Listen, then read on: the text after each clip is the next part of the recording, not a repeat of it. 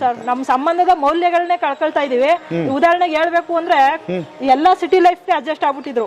ಈ ಹಳ್ಳಿಗಳಲ್ಲಿ ಇದ್ದದ್ದು ಒಂದು 10 ಗುಂಟೆ 5 ಗುಂಟೆ ಜಮೀನ್ ಇತ್ತು, ಅದನ್ನು ಕೂಡ ಮಾರ್ಕೊಂಡು ನಾವು ಸಿಟಿ ಲೈಫ್ ಬಾಳ್ತಾ ಇದೀವಿ, ಏನೋ ಒಂಥರ ಲೆವೆಲ್ ಬೇರೆ ಅಂತ ಹೇಳ್ಕೊಳ್ತಿದ್ರು. ಆದ್ರೆ ಕೊರೋನಾ ಎಲ್ಲ ಪಾಠ ಕಲ್ಸ್ಬಿಡ್ತು ಸರ್. ಅದು ನಮ್ದು ಹಳ್ಳಿ ನಮ್ಗೆ ಐತೆ, ನಾವು ಅಲ್ಲಿದ್ರೆ ಜೀವನ ಕಟ್ಕೊಳ್ಬಹುದು ಅಂತ ತೋರ್ಸುತ್ತೆ ಕೊರೋನಾ ಸರ್. ಅವ್ರ ಸಂಬಂಧಗಳ ಮೌಲ್ಯಗಳನ್ನ ತೋರಿಸ್ತು. 10 ಗುಂಟೆ 5 ಗುಂಟೆ ಜಾಗ ಇದ್ರು ಕೂಡ ಇವತ್ತು ಬಂದು ಯಾವ್ದೋ ಒಂದು ಸಣ್ಣ ಪುಟ್ಟ ಅವ್ರು ವ್ಯವಸಾಯ ಏನಾದ್ರು ಮಾಡ್ಕೊಂಡು ನಾವು ಜೀವನ ಮಾಡ್ಬೋದು, ಜೀವ ಒಂದಿದ್ರೆ ಜೀವನ ಮಾಡ್ಬೋದು ಅಂತ ತೋರಿಸ್ಕೊಡ್ತು ಸರ್. ಒಂದಿದ್ರೆ ಜೀವನ ಮಾಡ್ಬೋದು. ಅದ್ಭುತ. ನಾನು ಒಂದು 4 ವರ್ಷ 2000 ಇಸ್ವಿಲಿ ನಾನು 4 ವರ್ಷ ಬೆಂಗಳೂರಲ್ಲಿದ್ದೆ. ನಾನು ಬಾರಲ್ಲಿ ಕೆಲಸ ಮಾಡ್ತಿದ್ದೆ.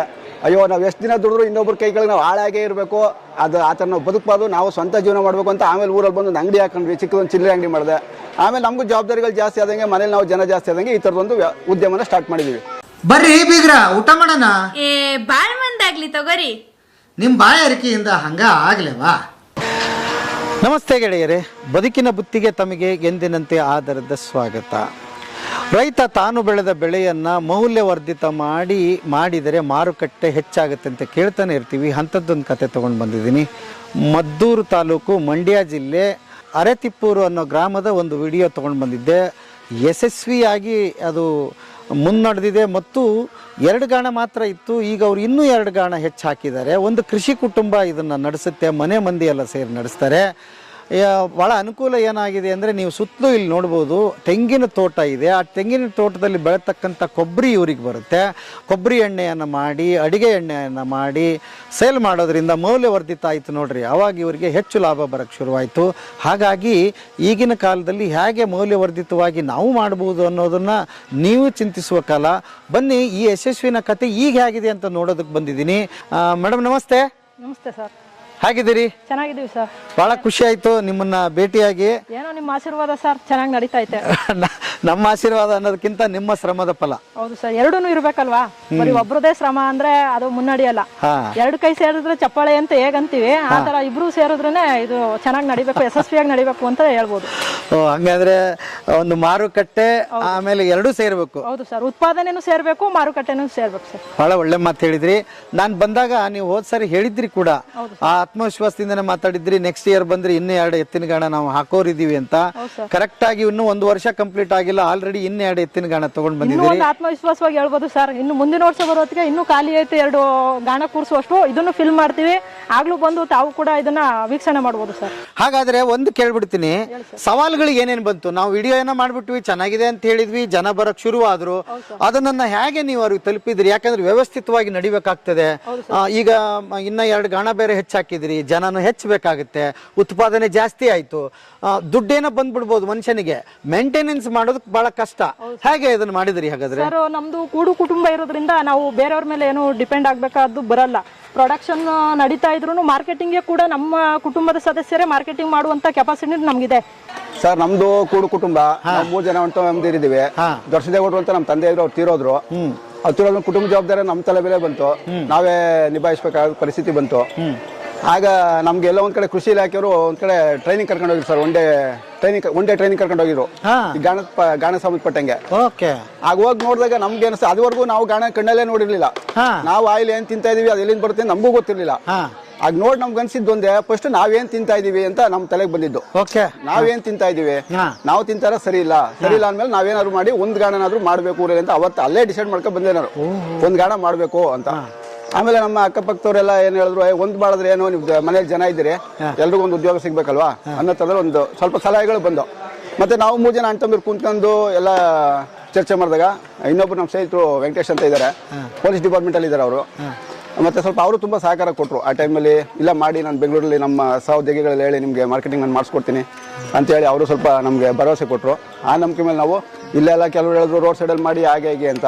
ಯಾಕಂದ್ರೆ ಇವಾಗ ನಮಗೆಲ್ಲ ಒಂದು 12 ಎಕರೆ ಇಲ್ಲೇ ಆಜು ಬಾಜು ಜಮೀನಿದೆ ಸರ್. ಹಂಗಾಗಿ ನಾವು ಈ ದನಗಳ ಸೇಫ್ಟಿ ನೋಡ್ಬೇಕಲ್ಲ, ಮತ್ತೆ ಇವಕ್ಕೆಲ್ಲ ಮೇವು ಬೇಕಲ್ಲ, ಅದಕ್ಕಾಗಿ ನಾವು ತೋಟದಲ್ಲೇ ಮಾಡಿದ್ವಿ. ಫಸ್ಟ್ ಟೈಂಪಲ್ ನಾವು ಒಳ್ಳೆ ಆಹಾರ ಪದಾರ್ಥ ತಿನ್ಬೇಕು.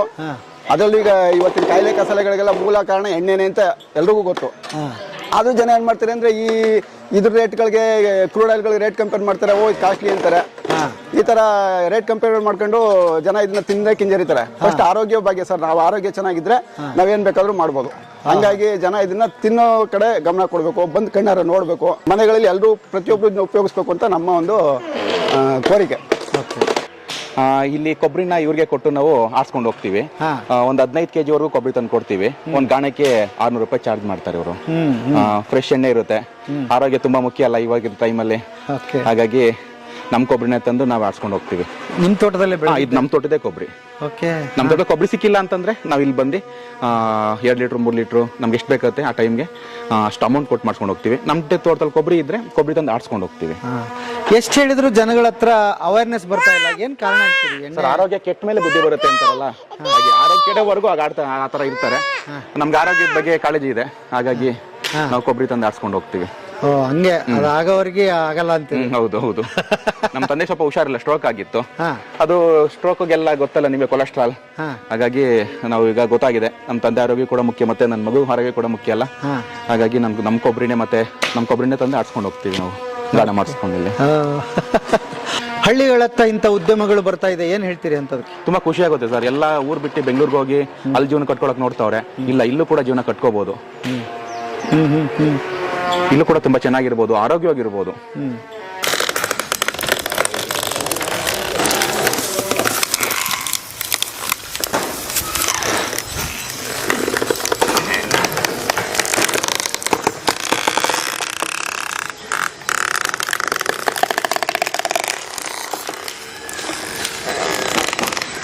ಈಗ ಇನ್ನೊಂದಿದೆ, ಕೋಲ್ಡ್ ಪ್ಲಸ್ ಆಯಿಲ್ ಅಂತ ಒಂದು ಕರೆಂಟ್ ಇಂದ ಏನೋ ನಡೆಸ್ತಾರೆ, ಆ ತರದ ಮಿಷನ್ಗಳು ಬಂದಿದೆ, ಅವರು ನಮ್ಗೆ ಚೆನ್ನಾಗಿದೆ ಅಂತಾರೆ.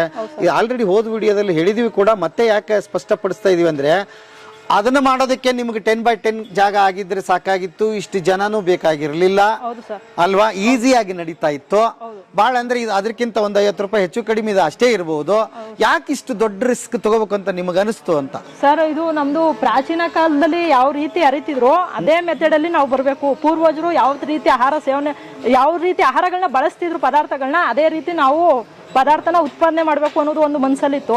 ಮತ್ತೆ ನಮಗೆ ನಾವು ರೈತ ಕುಟುಂಬದಿಂದ ಬಂದಿರೋದ್ರಿಂದ ಪ್ರಾಣಿಗಳ ಮೇಲೆ ಒಲವು ಜಯಿಸ್ತಿ, ಅದರಿಂದ ಪ್ರಾಣಿಗಳನ್ನೇ ಬಳಸ್ಕೊಂಡು, ಅವೇನು ನಮ್ಮ ಥರ ಜನ ಸೋಂಬೇರಿಗಳಿರ್ತಾರೆ, ಆದರೆ ಪ್ರಾಣಿಗಳದಾದಲ್ಲ, ಅವು ದುಡ್ದು ನಾವು ತಿನ್ಬೇಕು ಅನ್ನೋದು ಅದರಿಂದ ನೋಡಿ ನಾವು ತತ್ವನ ಕಲ್ತ್ಕೋಬಹುದು ಸರ್. ಹಂಗೆ ಕೆಲವೊಬ್ರು ಇದಕ್ಕೆ ವಿರುದ್ಧವಾಗಿ ಮಾತಾಡ್ತಾರೆ, ಇದಕ್ಕೆ ಬಳಸೋದು ನೀವು ತಪ್ಪು, ಇದನ್ನ ಅಂತ ಹೇಳ್ತಾರೆ. ಸರ್, ಹಿಂದೆ ನಮ್ಮ ವ್ಯವಸಾಯ ಮಾಡ್ಬೇಕು ಅಂದ್ರೆ ಈಗಿನ ರೀತಿಯ ಮೋಟರು ಅವೇನು ಇರ್ಲಿಲ್ಲ ಸರ್. ಪ್ರತಿಯೊಂದಕ್ಕೂ ಎತ್ತನ್ ಬಳಸ್ಕೊಂಡೆ ನಾವು ಮಾಡ್ತಿದ್ವಿ. ಅವ್ರು ನಾವು ಅಂದ್ರೆ ಸರ್, ಕೆಲವರು ಅವ್ರು ಯಾವ ತರ ಎತ್ತನ ನಡ್ಸ್ಕೊಳ್ತಾರೆ ಅದ್ರ ಮೇಲೆ ಡಿಪೆಂಡ್ ಆಗುತ್ತೆ ಸರ್. ನಾವು ಅದಕ್ಕೆ ಹೊಟ್ಟೆ ತುಂಬಾ ಹುಲ್ಲು, ಮೇವು, ತಿಂಡಿ ಅವೆಲ್ಲಾನು ಕೊಟ್ಕೊಂಡು ನಾವು ಕೆಲಸ ಮಾಡಿಸ್ಕೊಂಡ್ರೆ ಅವಕ್ಕೂ ಏನೋ ಪ್ರಾಬ್ಲಮ್ ಆಗಲ್ಲ ಸರ್. ಸೊ ಹಂಗಾಗಿ ಅಂತ ಅನ್ಸಲ್ಲ. ಈಗ ಹಂಗಾದ್ರೆ ಏನೇನು ಎಣ್ಣೆ ತಯಾರಾಗ್ತಿದೆ ಮೇಡಮ್ ಇಲ್ಲಿ ನೋಡ್ಬೋಣ ಒಂದೊಂದ್ಸಲ? ಸರಿ, ಬನ್ನಿ ತೋರಿಸ್ತೀವಿ. ಓಕೆ ಸರ್, ನಮ್ಮ ಹತ್ರ 6 ರೀತಿ ಎಣ್ಣೆ ತಯಾರಾಗುತ್ತೆ. ಯಾವ್ದು? ಕಡ್ಲೆಕಾಯಿ, ಕೊಬ್ಬರಿ, ಹುಚ್ಚೆಳ್ಳು, ಎಳ್ಳು, ಸೂರ್ಯಕಾಂತಿ, ಮತ್ತೆ ಸಾಸಿವೆನೂ ಕೂಡ ಟ್ರೈ ಮಾಡುವ ಅಂತ ಇದೀವಿ, ಇನ್ನು ಮಾಡಿಲ್ಲ. ಅಷ್ಟು ಅದರಲ್ಲೇ ಆಗ್ತದೆ. ಈಗ ರೆಡಿ ಆಗ್ತಾ ಇರೋದು ಯಾವ್ದು ಸರ್? ಇದು ಹುಚ್ಚೆಳ್ಳು. ಹುಚ್ಚೆಳ್ಳು ಉತ್ತರ ಕರ್ನಾಟಕ ಸೈಡ್ ಗುರೆಳ್ಳು ಅಂತ ಕರೀತಾರೆ. ಹೌದೌದು, ಗುರೆಳ್ಳು. ಇದು ಎಣ್ಣೆ ಬಹಳ ಶ್ರೇಷ್ಠ ಅಂತಾರ್ರಿ. ಹೌದು ಸರ್. ನಿಮ್ಮಲ್ಲಿ ಇದು ಹೆಚ್ಚು ಸೇಲ್ ಇದೆಯಾ ಹಂಗಾದ್ರೆ? ಹೌದು ಸರ್. ಓಕೆ. ಹೆಂಗಿದೆ ಲೀಟರ್? ಹೆಂಗ್ ಕೊಡ್ತೀರಿ ಸರ್? ಇದು ಲೀಟರ್ 900 ರೂಪಾಯಿ ಸರ್. 900 ರೂಪಾಯಿ ಸರ್. ಸೀಡ್ಸ್ ಕಾಸ್ಟ್ಲಿ ಐತೆ ಸರ್. ಇದು 165 ರೂಪಾಯಿ ಬರುತ್ತೆ 1 ಕೆಜಿಗೆ. ಓಕೆ.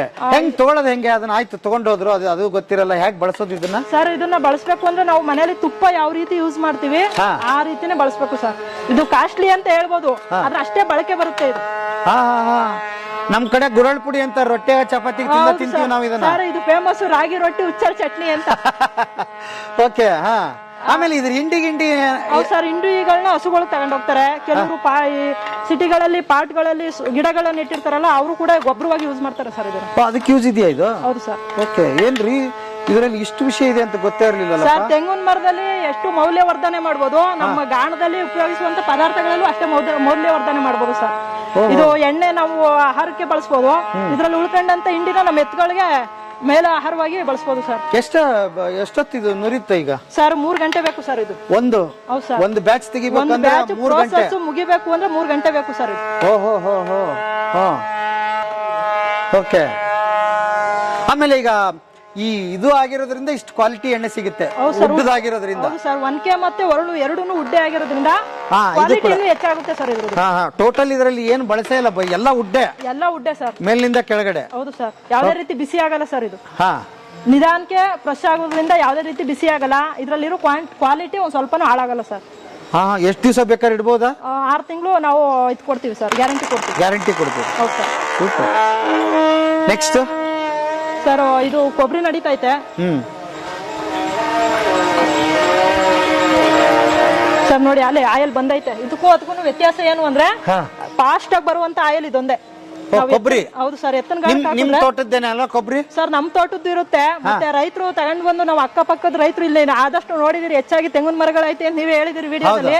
ಅದೇ ರೀತಿ ನಮ್ಮ ಅಕ್ಕಪಕ್ಕದವರು ರೈತರು ತಂದು ಕೊಟ್ರು ತಗೊಂಡು ಹಾಕ್ತಿವಿ ಸರ್. ಓಕೆ. ಹೌದು. ಮತ್ತೆ ರೈತರಿಗೆ ಏನಾದ್ರು ಬೇಕು ಅಂದ್ರೆ ಅವರೇ ತಗೊಂಡ್ ಬಂದ್ರೆ ಈ ತರ ಆಡ್ಸ್ಕೊಡ್ತೀವಿ ಸರ್. ಅದು ಎರಡೂ ಇದೆ, ಬರೀ ನೀವು ಸೇಲ್ ಮಾಡೋದಂತಲ್ಲ ಸರ್. ನಮ್ಮ ಹತ್ರನೇ ತಗೊಳ್ಬೇಕು ಅಂತ ಏನಿಲ್ಲ, ಅವ್ರ ಪದಾರ್ಥ ಇತ್ತು ಅಂದ್ರೆ ತಗೊಂಡ್ ಬಂದು ಈ ತರ ಆಡ್ಸ್ಕೊಂಡು ಹೋಗ್ಬೋದು ಸರ್. ಓಕೆ. ಎಷ್ಟು ತಗೊಂತೀರಿ ಸರ್? ಕೊಬ್ಬರಿ ಆದ್ರೆ ಕೆಜಿಗೆ 30 ರೂಪಾಯಿ ತಗೊಳ್ತೀವಿ ಸರ್. ಕೊಬ್ಬರಿ ಆದ್ರೆ ಕೆಜಿಗೆ 30 ರೂಪಾಯಿ. ಕೊಬ್ಬರಿ ಎಣ್ಣೆ ಆದ್ರೆ? ಹೌದು. ಕಡಲೆ ಬೀಜ ಆದ್ರೆ ಕೆಜಿಗೆ 40 ರೂಪಾಯಿ ತಗೊಳ್ತೀವಿ. ಕೆಜಿಗೆ 40 ರೂಪಾಯಿ. ಯಾಕೆಂದ್ರೆ ಇದೊಂದ್ ಸ್ವಲ್ಪ ಬೇಗ ಪ್ರೋಸೆಸ್ ಮುಗಿಯುತ್ತೆ. ಕಡಲೆಕಾಯಿ ಆದ್ರೆ ಒಂದ್ ಸ್ವಲ್ಪ ಲೇಟ್ ಆಗುತ್ತೆ. ಹುಚ್ಚೆಳ್ಳೆ ಆದ್ರೆ ಅದು ಇನ್ನೂ ಲೇಟ್ ಆಗುತ್ತೆ ಸರ್, 3 ಗಂಟೆ ಆಗುತ್ತೆ ಅದು. ಹೌದಾ? ಓಕೆ. ಹಿಂಗ್ ಬರೋರು ಜಾಸ್ತಿ ಜನ ಇದಾರೆ ಇಲ್ಲಿ? ಹೌದು ಸರ್. ಅವ್ರ ಮನೆಗಳಿಗೆ ಬೇಕು ಅಂದ್ರೆ ಅವರು ಸ್ವಂತ ಕೊಬ್ಬರಿ ಬೆಳೆದಿರ್ತಾರೆ.